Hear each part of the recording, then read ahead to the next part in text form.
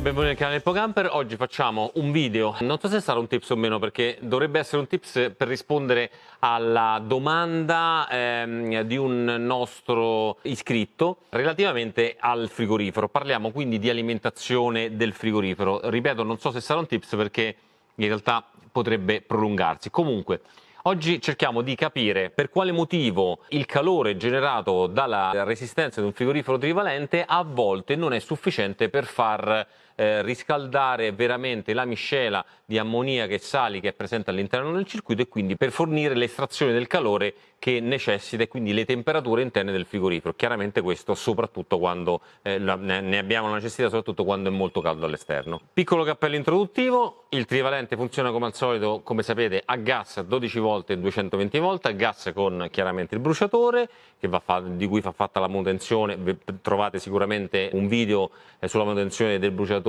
all'interno del nostro canale, quindi andatelo a vedere. Con la resistenza a 220 volt, quindi attacchiamo una rete esterna a 220 volt, la resistenza a 220 volt che fornisce il calore necessario allo scambio termico, e la resistenza a 12 volt. Io vi ho sempre detto che sono equivalenti, bisogna capirsi sul concetto di equivalenti. Equivalenti intendo equivalenti come produzione di calore, quindi se attacco il frigorifero a 220 volt o a 12 volt teoricamente dovrei ottenere lo stesso risultato. Allora lo stesso risultato si ottiene quando il veicolo chiaramente si trova fermo, in modo che la resistenza riesca a produrre la stessa quantità di calore, non venga disturbata soprattutto mentre si sta in viaggio, quindi stiamo parlando della resistenza a 12 volt, dalle turbolenze che inevitabilmente scorrono lungo la parete e che tendono comunque a dar fastidio al flusso di aria che deve essere per convezione naturale dal basso verso l'alto e portare via il calore nella parte superiore, ma non solo, anche dalla tipologia di strada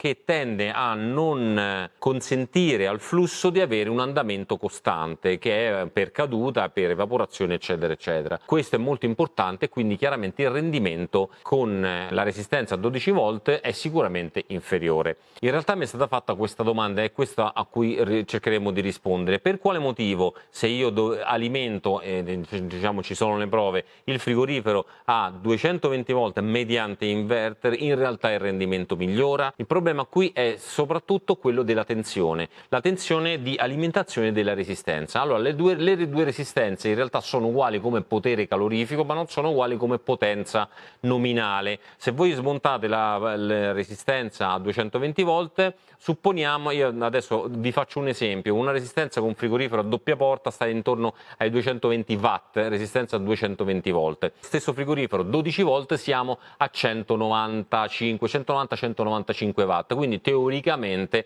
dovremmo avere una potenza, avendo una potenza inferiore dovremmo avere anche un potere calorifico inferiore. In realtà quello che succede è che noi stiamo parlando della potenza nominale, quindi 220 watt utilizzando la 220 volt e 190 watt utilizzando la 12 volt. In realtà quando noi andiamo a accendere il veicolo, la tensione ai capi della resistenza è superiore, almeno 13,5, 13,8, dipende dall'alternatore, logicamente dipende dalle luci che noi utilizziamo, diciamo, quindi dipende fondamentalmente dalla macchina, e quindi questo volt e mezzo, questi quasi due volte in più applicati alla resistenza a 12 volt riportano il valore a una potenza sicuramente superiore. Abbiamo anche fatto il calcolo, addirittura la portano a un valore superiore della resistenza a 220 volt, e questo compensa praticamente un pochino il flusso non costante, le turbolenze sulla parete che disturbano appunto il circuito. Ve lo dimostro, vi faccio il collegamento tramite la resistenza. Questa è una resistenza chiaramente standard, dovrebbe essere 190 watt perché è un frigorifero a doppia porta. Adesso colleghiamo il cavo originale e vediamo che cosa succede, vediamo qual è la tensione di partenza e la tensione di arrivo. Come vedete 13,63 sono i volt a motore acceso, frigorifero spento, quindi quelli che arrivano ai capi della resistenza. Adesso accendiamo il frigorifero, vediamo che la tensione ai capi della resistenza è scesa moltissimo, quindi questo significa che in realtà la resistenza viene alimentata con una tensione molto più bassa. Da cosa dipende questa caduta di tensione? Dipende da molti fattori.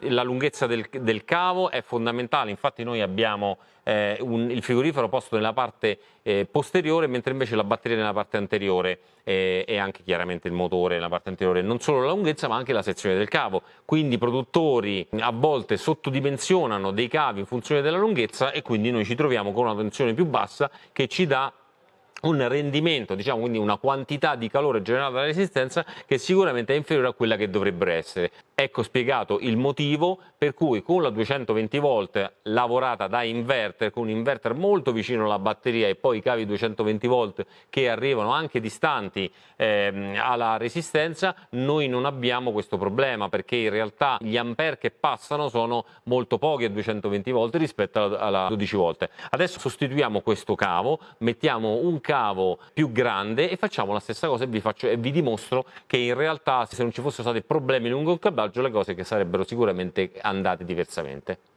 Allora, abbiamo sostituito il cablaggio originale con dei cavi da 10 mm quadri e adesso vi faccio vedere la differenza. Abbiamo acceso il veicolo, la tensione ai cavi della resistenza prima dell'accensione del frigorifero è di circa 13,6-13,7. Adesso accendiamo la resistenza, quindi accendiamo il frigorifero a 12 volt, quindi lui passa in automatico a 12 volt e vediamo che cosa succede.